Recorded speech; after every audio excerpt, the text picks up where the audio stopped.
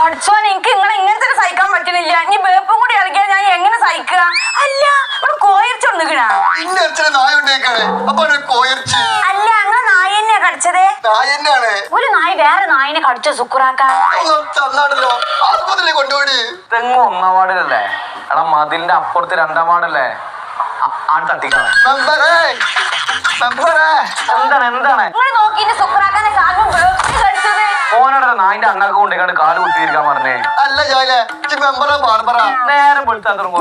പൂച്ച എത്തു പജ് എത്തു പറഞ്ഞാണ് വിളിച്ചാൻ തുടങ്ങും. ഇനിയിപ്പൊ അതിന്റെ അടുക്ക ഒരു നായിന്റെ കേസ്. നായിനെ കൊല്ലേ 2-ന് ഞാൻ ജയിലിൽ കയറ്റും. ഞങ്ങളെ പഞ്ചായത്തിലെ തീരുമാനം തരാൻ നിങ്ങൾക്ക് ഈ പഞ്ചായത്ത് സമ്പൂർണ്ണ പട്ടിവൽക്കരണ പഞ്ചായത്താവും. അതാണ് ഈ ഭരണസമിതിന്റെ തീരുമാനം. അടുത്ത കൊല്ലം ഉണ്ടല്ലോ പട്ടിനെ